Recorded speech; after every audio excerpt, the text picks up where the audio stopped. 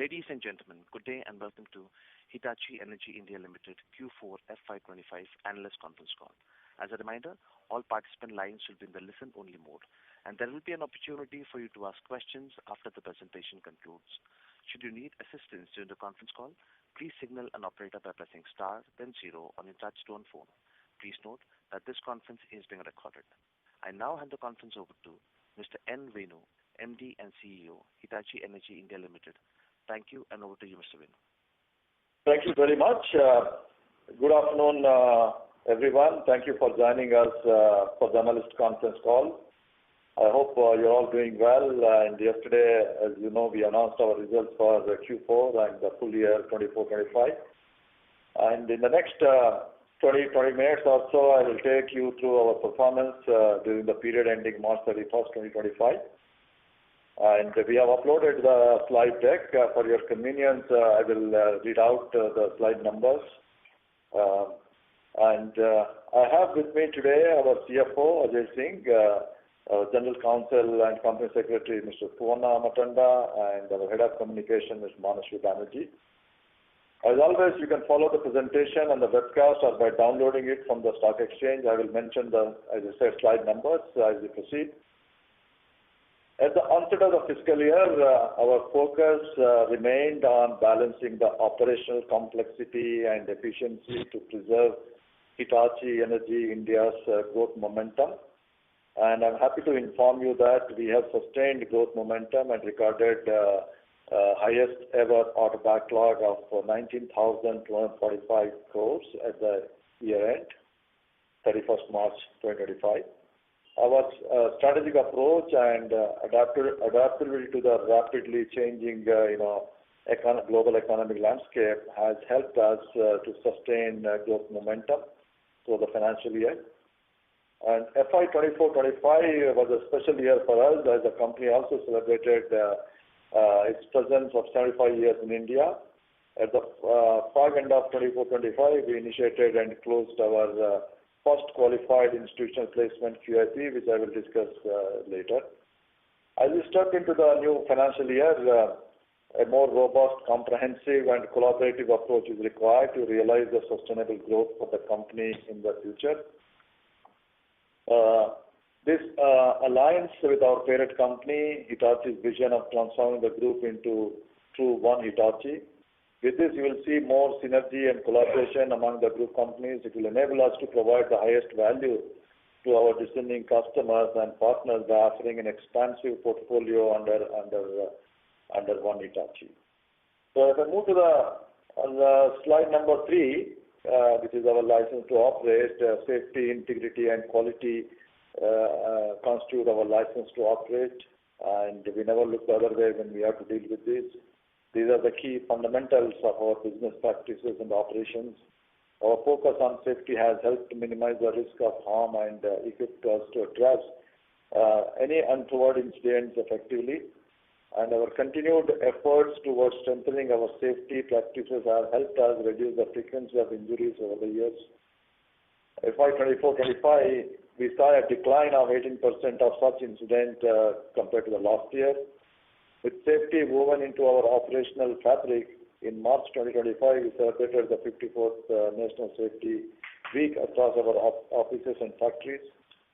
The celebration included a mix of exciting employee activities, including emergency response training, safety drills, engaging employees across our project sites, factories, and offices. It is noteworthy to mention that our discerning customers have acknowledged our constant endeavor towards safety. During the quarter, we received several appreciation letters and awards for safety from our customers from different sectors: industry, renewability, utility, data centers, etc.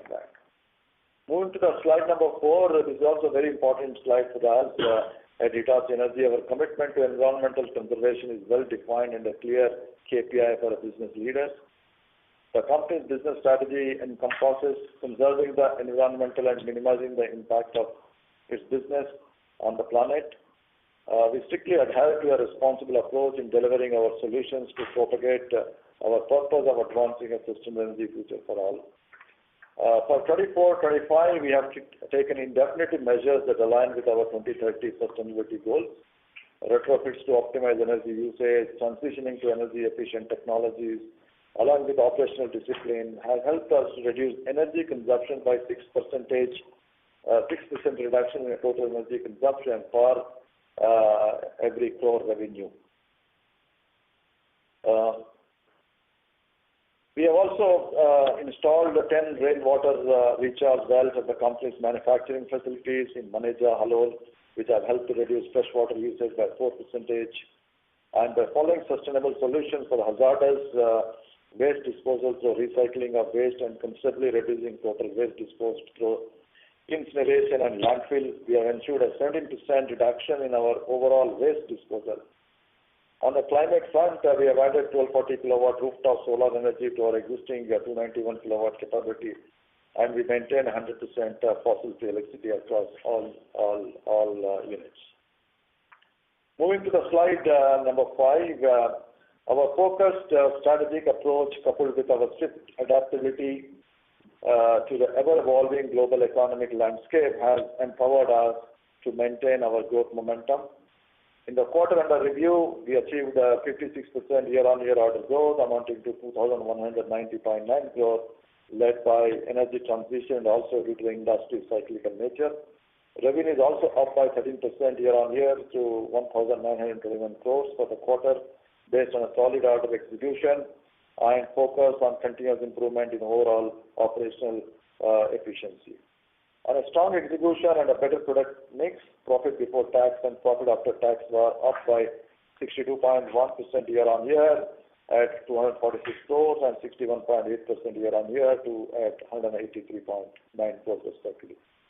The orders we received this quarter followed in from multiple segments, wherein transmission and renewable led the charge, reiterating the focus on modernizing the grid to ensure a reliable supply of clean electricity across the length and breadth of the country, followed by orders from industry and the rail and metro segment. Some of the notable orders include the first made in India variable shunt reactor for the national transmission utility, a large STATCOM order 220-33 kV AIS substation for 700 megawatt wind farm, automation of 5 substation and 128 traction transformer for railway, to mention a few.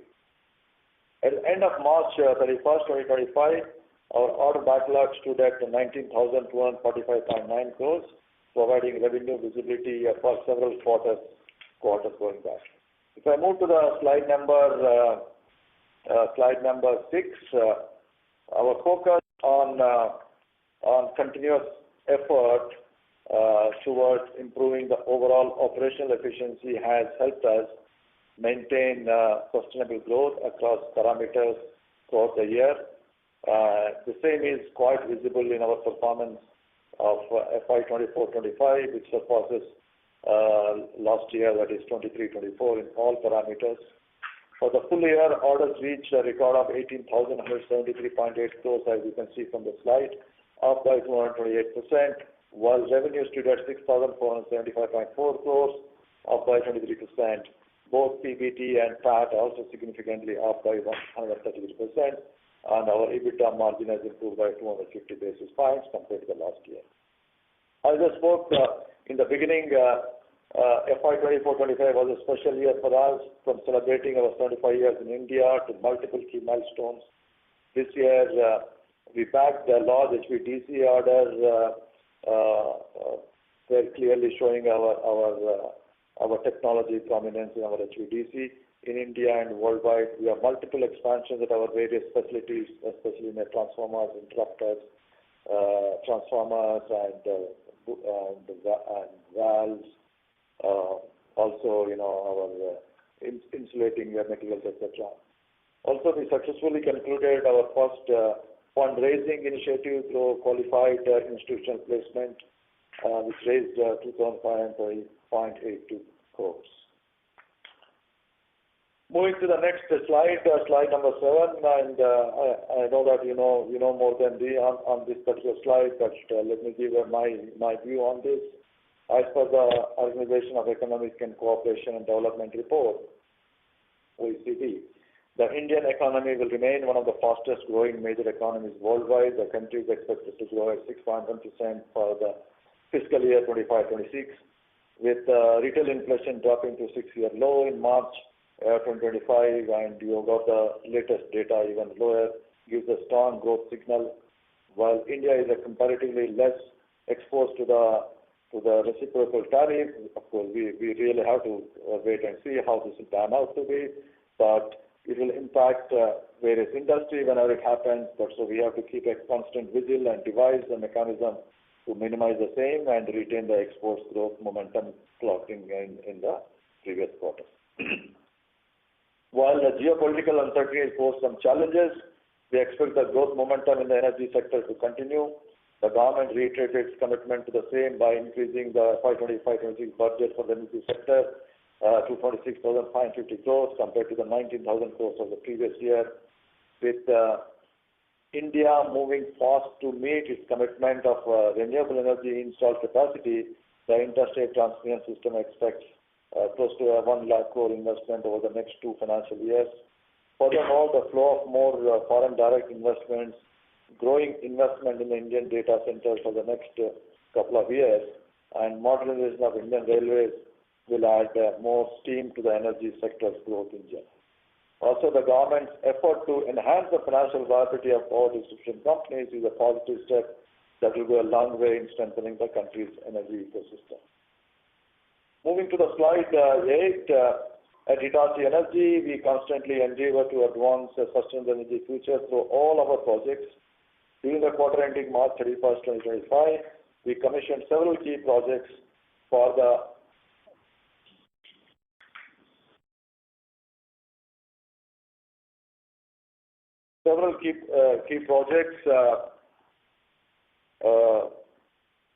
such as renewable transmission industry segments, and I would like to highlight a few of them. We commissioned 400 kVA substation for 500 megawatt solar Badhi-6 project in Rajasthan, 2 transmission projects, one for establishing 220 kV, 33 kV, 130 kV substations for development of ISPS work in Madhya Pradesh. The second one is in Bhutan, for which we provided 60 kV GIS, 33 kV GIS, etc. And the last one, we also commissioned a 220 kV GIS project in Bangalore for a leading battery manufacturing company in that. If I go to the next slide, in the quarter of January-March 2020, we have several impressive achievements. We tested our first VSR, that is the variable shunt reactor, that was designed and manufactured at the power transformer factory with our focus on enhancing the overall efficiency. We have some significant extension and expansions, a bay extension of press board and installation kit manufacturing at our Mysore facility. As you know, we are in an expansion free as and when a particular expansion is complete, so then when we are opening it out to that.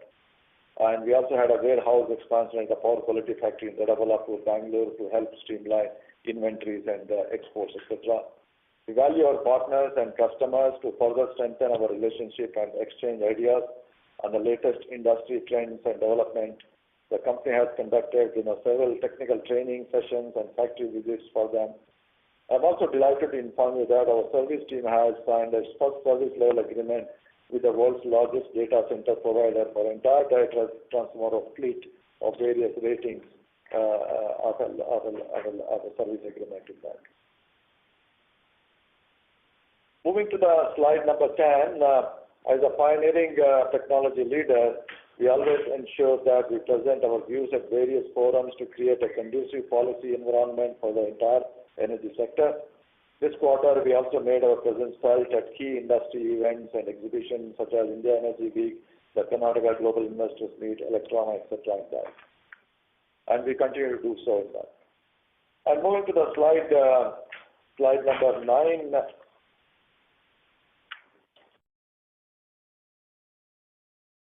Slide number 11.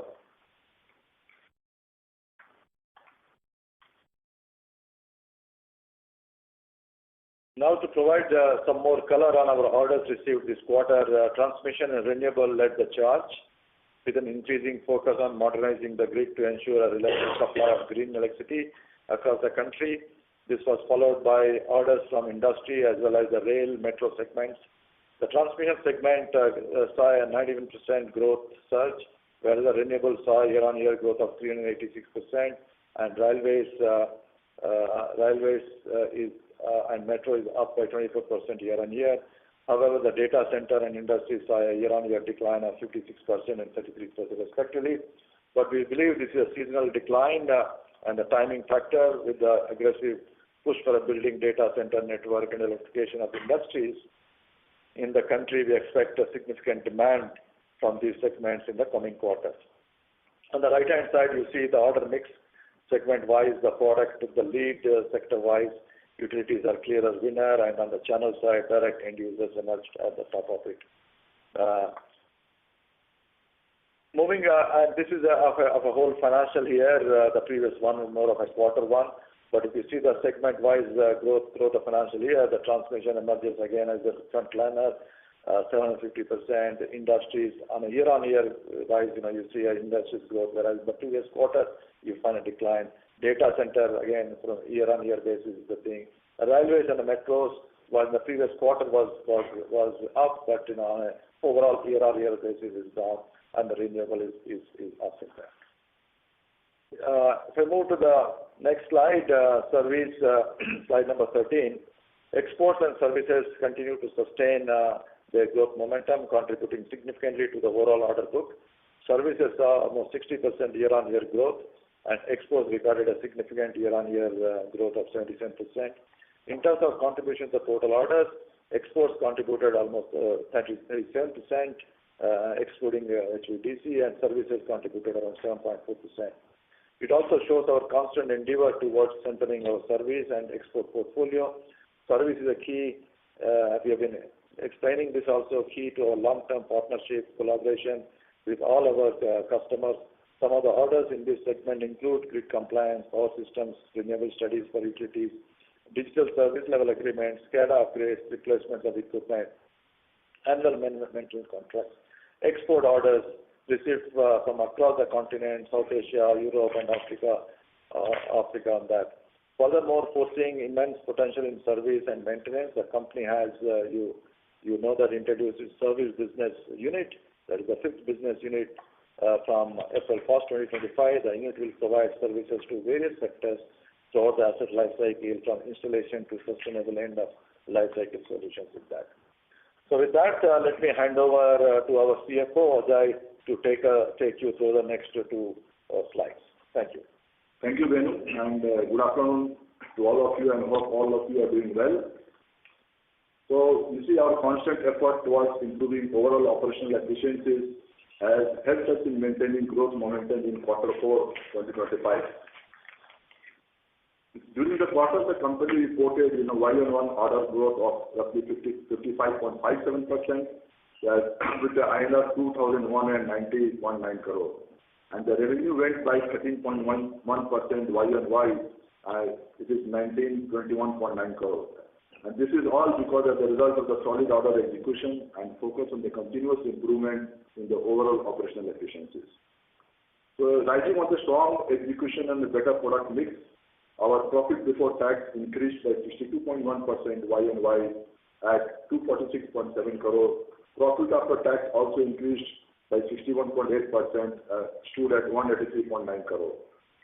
Operational EBITDA, if you see for the standalone quarter 4, it stood at 235.46 crores, basically resulting in a double-digit operational EBITDA of 12.3%.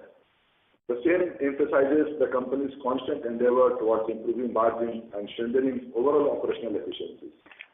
As we close March 31st, 2025, the order backlog stood at 19,245 crores, and this provides the visibility of the upcoming quarters. If you go into the next slide, and here I would like to basically share more details about the quarterly performance. And if you see, the total income is 1921.9 crores. This includes exchange gain of 19.9 crores.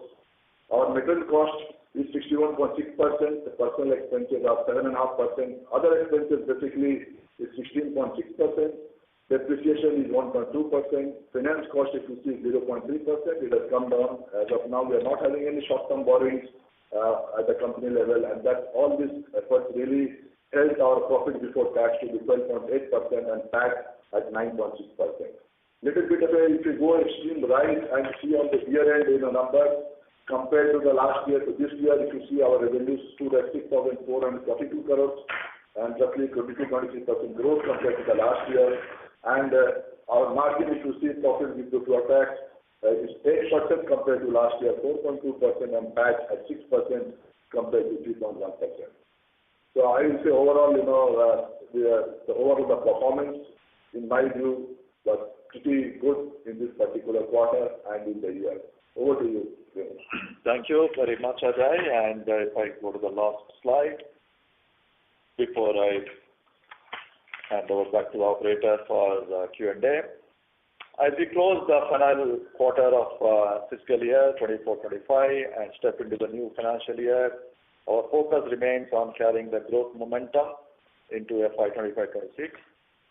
The company remains steadfast towards maintaining its leadership in core segments, along with establishing and strengthening our presence in industries, fast emerging segments like data center, energy storage, etc. We continue to accentuate our export capabilities and digital prowess to accelerate our growth further. With our new service BU in India being fully functional from April 1st, 2025, the focus will be on strengthening the segment and exploring the tapping into potential opportunities and offering cross BU offerings to our customers. We remain committed to adding more vigor to improve our overall operational efficiency and boost productivity and quality, especially under the umbrella of One Hitachi. The quest to leverage the largest ever backlog for revenues and margin acquisition remains one of our key priorities, along with systematic focused approach for the optimal utilization of the raised capital. Furthermore, our efforts to build our capabilities will continue to meet our growing energy requirements, both domestic and global. Most importantly, there will be no compromise regarding our license to operate, safety, integrity, quality in any of our spheres of work to stand the test of time and meet energy requirements. Today and in the future, we'll continue to reskill, upskill our entire employee workforce, and we continue to build capacities, not only our factories, our project sites, also for our engineering capabilities, but also our future talent required for our growth. So with this, I close my presentation and request the operator to open the channel for the questions. Thank you very much. Thank you. We will now begin the question and answer session. Anyone who wishes to ask a question may press star and one on the touchtone telephone. If you wish to remove yourself from the question queue, you may press star and two. Participants are requested to use handsets while asking a question. Ladies and gentlemen, we'll wait for a moment while the question queue assembles. The first question comes from the line of Mohit Kumar with ICICI Securities. Please go ahead. Yeah, good afternoon, sir, and congratulations on a very strong order book and a great set of results. My first question is it possible to share the HVDC order book at the end of F25? Sorry, what was the question? Is it possible to share the HVDC order book at the end of FY25? Oh, okay. So normally we don't give you that. We had only booked one HVDC project last year in our order backlog. So we have booked one HVDC project. The second HVDC project which we announced, that will come in this quarter because we have concluded the contracts in the first week of April. Understood. My second question is, have you experienced QIP related expenses in the quarter, or will it impact Q1 FY26? Everything. Kuwana? Yeah. So this is Kuwana again. Thanks for that question. So QIP related expenses are estimated separately, which will be taken out of QIP related proceeds. So that will be paid separately. So that will not impact operational profit. It will not come through P&L, not pass through P&L. Is that right understanding? Yeah, understood. Yes, that's right. My last question, sir, is in the cash flow, there is a decrease in other financial assets, and there is a decrease in loans and advances, right? And there is an increase in other liabilities. This increase in other liabilities, is it created to mobilization advances? And what is the reason for decrease in loans and advances? Can you just Maybe Ajay will take this question. Ajay? So, increase in other liabilities, basically it is from the advance collections that we have got, no? So that is what mostly it is because of advance collections that we are getting. And so decrease in loans and advances? Decrease in loans, let's say earlier we are having the short-term borrowings, as I told you in the beginning, so we are not having any short-term borrowings right now. We are a debt-free since last quarter. Yeah. Understood, sir. Thank you, and all the best, sir. Thank you. Thank you. Next question comes from the line of Umesh Raut with Nomura India. Please go ahead. Yeah, hi, sir. Good morning. So my first question is pertaining to incremental opportunities on HVDC side. As we are hearing, there are 3 packages which are lined up, and especially one is on the VSC-based technology, which is Khavda South Olpad. So any update over here, any indicative timeline by when you expect finalization of these orders? And subsequently, I also want to know how your execution would look like from the projects that you have won on the HVDC side in last 2 quarters. Yeah. So on the timeline, as we are saying that in our view, one if not second one may get finalized by the second half of this fiscal year. So when it comes to the technology wise, we have explained also for Hitachi Energy, he's invented this HVDC technology 70 years back, started with the LCC, thereafter we moved to VSC technology. Throughout the world, we have close to 150 gigawatt worth of installations, both combined LCC and VSC technology. So we are agnostic of the technology. And just for information, the project which we are almost in the final stage of completion, which is Mumbai, which is a VSC technology. So whatever the customers want, we have the technology, we have the capabilities, and we have also done a lot of localization of those things in that. So we will do that as and when it gets mature. And when it comes to the execution of the first two projects which we have in our one project in our portfolio, March, and I said second project has come into which we already announced to all of you that has come into our books in the first quarter, so which will reflect in our first quarter results.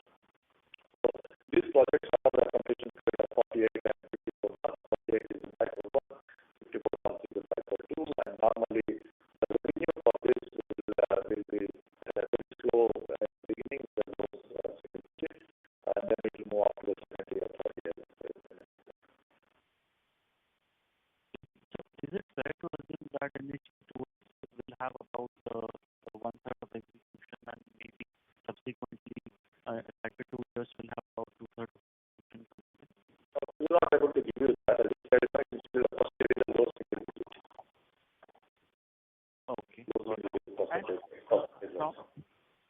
Okay. Okay. From a capability point of view, I just wanted to understand how many projects on the HVDC side you can execute simultaneously in a similar time frame. We have, as I said, right now, we have if you ask all HVDC project portfolio, if you look at it, at least end of 31st March, we have 3 projects. We have a Marinus Link project, we are supplying quarterly, and then we have Mumbai project, and then we have other projects we got. So it is not about how many we can do it, and we are flexible, we are agile, and we are getting up the expansions in anticipation of that. And as and when we see the more thing like that, we'll also expand our not only our factories but also our execution capabilities in that. So, but having said that, we look at every project as a new project. We look at in a risk-reward basis, and then we take a decision based on each and every project. Got it, sir. Sir, I have one basic doubt when you mentioned that certain technology is getting fully absorbed in particular year. So what do you mean by this? What did I? Certain so when I refer to your annual report, there are mentions about various components or technologies getting fully absorbed in terms of technology transfer. So I don't know which you are referring, which report you are referring it to. So, when I refer to annual reports of your company, you always mention that certain components or technologies got absorbed during that particular period. So, for example, in FY24 annual report, you mentioned that BSC-based Volt technology version G5 got fully absorbed in India. So, does this mean that you can manufacture these walls locally in India? Okay. Yeah. Any new technology comes, so we always, bring those technology and localize the technology here and there. So that's what we meant in that.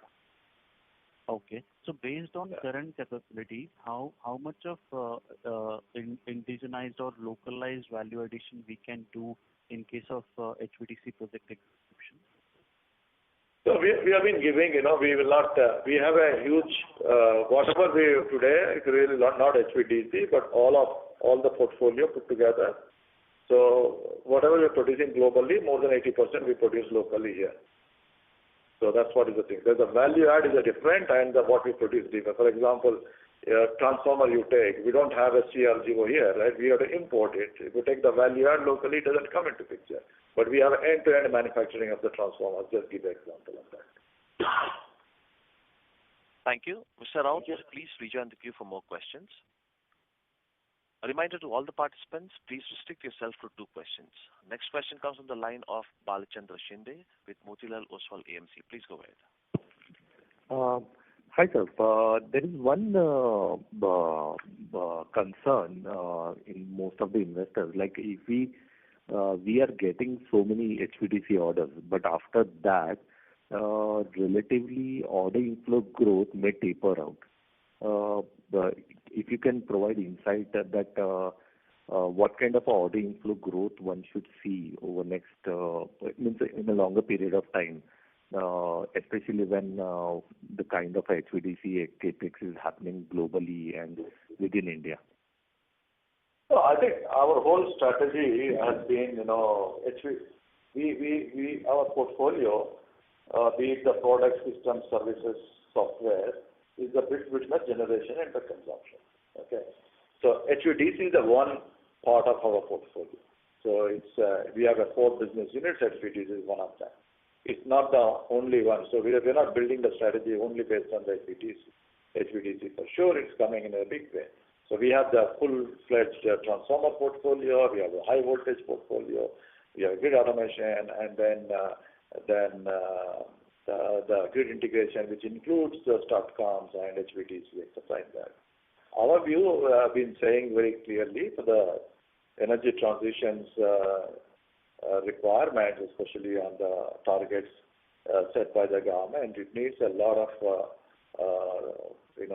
technology has to come in. Technological product systems need to come in.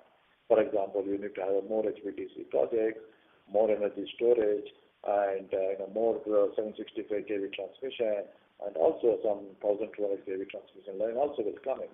All of them are enabler for us, and our portfolio will go into that. That's the one aspect. And then we come to the edge of the grid expansion, for example, data center, energy storage. Here again, we have the complete portfolio. It goes on that. So I'm not saying that, just because, HVDCs will flutter after some time and then our order flows. We are not seeing that scenario at this point in time. And we are looking at, short-term to medium-term basis, and we see that market is very robust. The tailwinds are supporting. That's the reason we are expanding it. We are expanding our manufacturing capacities in all the 4 business units.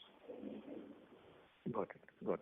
And in the margin trajectory-wise, like we showed relatively thinner margins in first half, and we improved on margins in the second half. Similar kind of a trend one should see in FY26, or overall execution front will be uniform? on an overall basis, quarter on quarter, the mix can differ, things can differ. So we generally see a slow start in the first quarter of the financial year, and which will pick up because many of our customers are also, working towards their budgets, etc. in that. But what we said last time that we will reach a double-digit margin in this quarter, but our thing is that on a overall year-wise, we will maintain the double-digit EBITDA. Got it. Thanks. Yeah. Thank you. Next question comes from the line of Nikhil Bhandari with Goldman Sachs. Please go ahead. Yeah, hi. Thank you, sir. Congratulations on the great set of results. Can I ask the margins profile typically for the HVDC projects versus your base business? If you can provide any kind of color or range, that will be pretty helpful. Thank you, Nikhil, but unfortunately, we don't give a margin profile of a project level in that. As I said, HVDC for us is one of our projects only. It's like any other project, so we don't do that.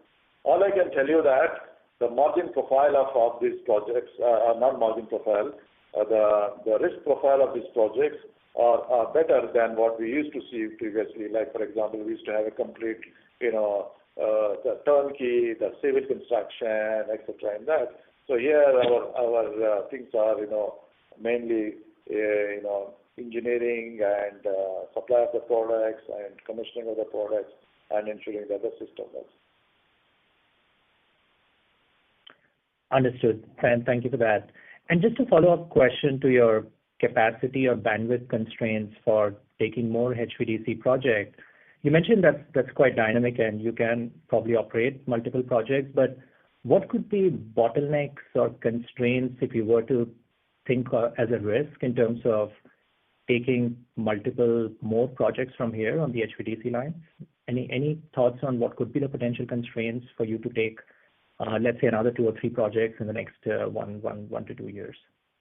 It depends upon how these projects will be stacked up together in a particular timeline, etc. Those things will be there. But as I said, we are a global company and our supply chain is global. So depending upon the need, we can always see that if our factory in one particular component manufacturing is full, we can always look at where else we can source it. So those are the flexible options available for us. And with that, we will really look at exploring that to take more projects, whether it is HVDC, whether it is supplying of our transformer or many other aspects of that. Got it. Thank you very much.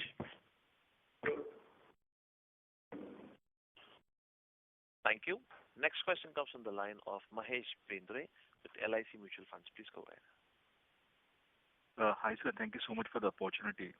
Thank Sir, you. we have an order book of 19,000 crores. So when the execution will pick up, when execution will peak, is it in 26 or 27 out of the current order book? No, our order book is ongoing, right? Like, for example, last year, based on our order backlog, we have improved the revenue of almost 20 to 23%. So the 23% higher has come from the existing order backlog in that. So we see that most of the thing, I would say, most of the revenue will come from our existing order backlog this year, and some of the things will spill over into the next years from that. So my question was, out of 19,000 crores, whether the majority of this will get booked in the current year, that is FY26, or is it in FY27? No, if we're talking about revenue, I think we will not see. Let's slightly address your question differently. Other than the HVDC, the rest of the things, the order to the revenue cycle, depending upon the thing, anywhere between 3 to 6 months to goes up to 18 months, right? If the large transformer or large GS, etc. So that's the thing in that. If you have an order, and then you can say that from 3 months to 18 months is what you can convert that into revenue. But HVDC, I told you, it takes a long time, and it has a 48 months completion period, and to one part of the project, and 54 months is the remaining part of the project. So that will take a longer time. That will not happen in the same way as I described for the rest of the portfolio. Sure. And last question from my end, sir, globally also there is a shortage of transmission distribution equipments. So given the strong demand in domestic market, is there any limitations on us in terms of taking export orders in the near term? No. We do not have any limitations on that. As I told you, our exports last year, whole of fiscal year, if I remove the HVDC, is in 37% of last year. And exports have grown year on year from last year. In absolute value, it has grown, and the percentage-wise also. But having said, our pipeline in the domestic market is very strong. Our pipeline from the renewable, pipeline from the transmission, pipeline from data centers, pipeline from many other sectors where we are working on that is quite strong. And our focus always, I've been saying this, and I continue to say, our focus is to address our domestic market first, and then we go to exports. Sure, sir. Thank you so much, sir. Thank you. Thank you. Next question comes from the line of Harshit Patel with Equirus Securities. Please go ahead. Thank you very much for the opportunity, sir. So my first question is on our capex. You have talked about investing close to 2,000 crores over next 4 to 5 years. When I see our FY25 capex, that number is close to 130 crores. So from here on, will we step up our capex to maybe 400, 500 crore per year kind of a level? Yeah, I think, go ahead, Ajay. Yeah, so thank you for the question.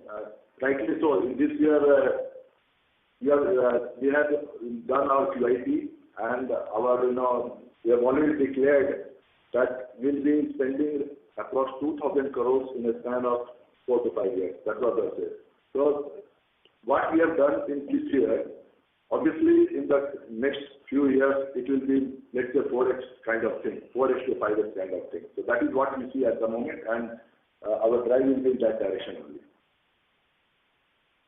Yeah. So could you share what kind of product groups or solution groups that we will see? I think one clear area would be investing towards this incremental HVDC related factories. Apart from that, what kind of investments we would see towards maybe STATCOM, the higher range of AIS, GIS, transformers, anything that you can share on that front would be very helpful. But this investment we have already spoke about earlier also. It is a widespread. It will be in all our business lines, expansion of the business line, transformers, high voltage, grid automation, so on and so forth. Understood, sir. Sure. So my second question is on exports. As you have explained, our exports and even the share of exports has grown very sharply in FY25. Are there any more geographies or product groups that have been allocated to us by the parent? Are there any more products where we have become or we will become a global feeder factory for the group? So any outlook, if you can share on that front, that will be very helpful. So our export strategy, as I was explaining to you also, very well, that is a three-pronged strategy. First one, we have some of the products to the global feeder factories, and that is the same. We have not added any new products into that. And the second one is that we have been allocated certain markets, and those things are dynamic. As and when we getting new markets, so we will be doing it.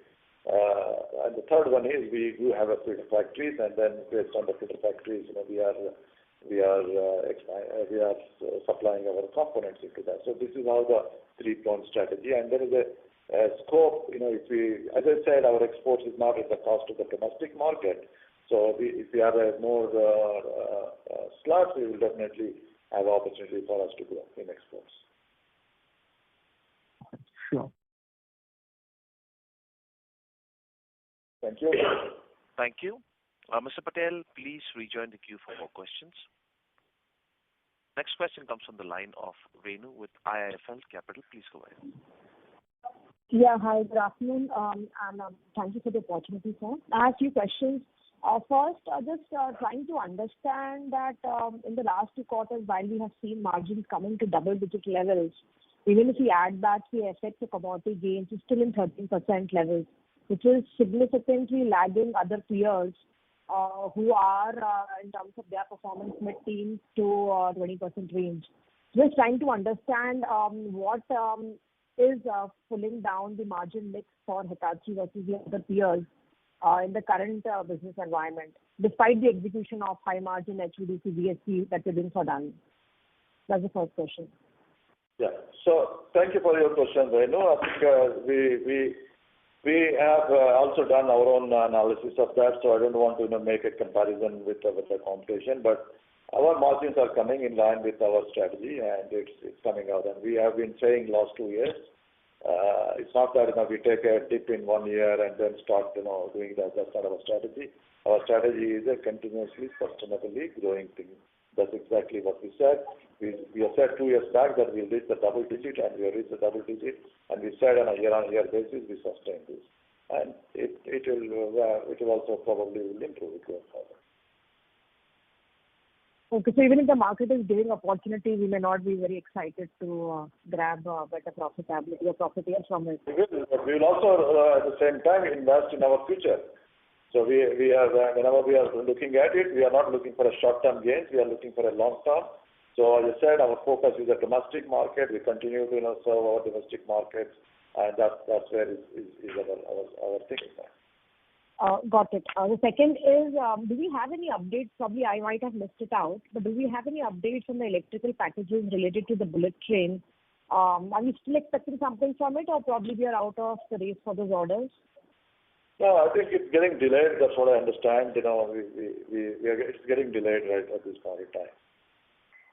Sure. Any particular timeline for fiscal 26, or probably it's difficult to put anything on paper right now? I think it should happen in this fiscal year, so we are not sure when and how it will happen. Got it. Last bookkeeping question. On slide 11 of the presentation, the segment mix numbers for the quarter seems to be backdated for fiscal 24 and 23 and not updated for 25. So can we have the updated revenue mix between utilities, mobility, and industry? Sure. So we'll send that. The numbers are, so here is... The numbers are correct? But the numbers are correct. Okay, the numbers are correct. Here is wrong. Okay. Okay, that's not updated. Got it. Thank you, and best wishes to you. Thank you. Thank you. Next question comes to the line of Ashwini Sharma with Emkay Global Financial Services Limited. Please go ahead. Hi, sir. Good afternoon. Thanks for the opportunity. So the first question, if you can, give us some idea on current tender pipeline X of HVDC. How is that shaping up? No, we don't normally give the value of the pipeline, but our pipeline is quite robust compared to what it was 1 year ago and 1 year now. And excluding HVDC, the pipeline is very robust. Okay. And the second question is that as we move towards execution of these HVDC orders, just wanted some idea on the working capital requirement. Is it different from the base orders, or any inputs in that? No, maybe our CFO Ajay will also join. But as you know, these are quite a large HVDC, large projects, right? It needs, we need to be ready to manage the working capital when it is required. Any particular part of the project cycle. That's where we are looking at it. Yeah, it is right. Being a big project, initially when we start, it will start with a low working capital requirement. But once we pick up, maybe in the year 2, the working capital requirement will be more for sure. But for that, already we are all equipped and we are having a plan in place. Sure, sir. Thank you. Those were my questions. Thank you. Next question comes from the line of Bharat Shah with Ask Investment Managers Limited. Please go ahead. Congratulations on good outcomes. But don't regard my question as a bit of a spoiled sport. I'm facing, of course, the performance is robust in financial terms. But I would say the size of the order book, strength of the opportunity, all are more in the external segment. It is external opportunity which is propelling us. But when I look at internals of the firm, the innards of the firm, some of those questions came from the earlier participants about the margins. In a business where demand is robust, we believe that we are technologically, in terms of quality of engineering, we have superior solutions. We also have a large business size. Therefore, in a business where gross margins are still at a very healthy 40% level, our operating profit margins are just over 6.5% in the year of 23-24, and just a little over 9% in the fiscal year 25. I am unable to understand why these are so poor. That means our internal costs are too high, or maybe our methods, processes, re-engineering, something, but prima facie, it doesn't add up. No, thank you for your question. Maybe I'll ask our CFO Ajay to talk. Yeah, thank you for the question. So, as you see, if you see our cost structure, if you see, you rightly mentioned, our gross margins are hovering around 38 to 40%. But the expenses also, if you see, compared to the last year, just compared to the last year, our personal expenses, for example, compared to the last year, came 9.6 to 8.5%. The other expenses also are hovering in the same line. The depreciation, finance was to us, it is all consistent. It is only with the kind of product mix and the future revenue growth that we are having, where coupled with export and service will be whatever we are committing and whatever we are delivering will be moving in that direction. No, but I would say, Mr. Venu, this is not a finance question. I would say this is a business question. He answered about depreciation and finance costs, but they sit after the operating margins, not before. I think let me probably, as I said, that's why I said, that I told you, Ajay will add, and then I'm also going to top it up on that. So, Mr. Shah, what we are looking at it, I've been also telling you consistently, we are not looking like, I don't want to make any comparison here. There are the companies who compare, they're also making losses in the 2-3 years. We are a consistent company, wanted to build a company in a very long-term sustainable growth, both growth in terms of top line, growth into the bottom line in that. Some of the projects we look forward, big projects, we need to start working on those things, much ahead of the things which may also probably incur the cost. All those things will be also required. In addition to the technology, which is very important. One of the reasons why we are here, we are able to compete and beat others and get the orders is because we are doing a lot of localization and bringing the technology and localization. All those things, will pay at one point in time. But right now, as I said, we are in line with our strategy. We are not moving. We are told 2 years back, we enter double-digit margin, we grow higher than the market, and we expand our things into geographical thing as well as high growth segment. We are, and our say-do ratio, you see here, what we are saying, we are doing it. Thank you. Mr. Shah, please rejoin the queue for more questions. Next question comes from the line of Amit Agicha with HG Hawa. Please go ahead. Thank you for the opportunity. Am I audible, sir? Yes. Sir, what is the growth outlook in data center and how are you positioned versus peers? Data center is one of our key growth, segment, and we call it the high growth segment. And we are very well positioned. We have a strategic approach on that. We do a lot of long-term deals with some of the hyperscales, both global hyperscale, local hyperscales. We have a multi-year projects in that. So that's why we are very one out of the 3 data centers today is powered through our integration solutions in that. So we are well established. We are establishing. We are driving even more to offer our products and portfolio in that. question was like, what is the addressable market size for services in India, and how is the new business unit expected to scale in 26-27? So this is also we have been telling previously.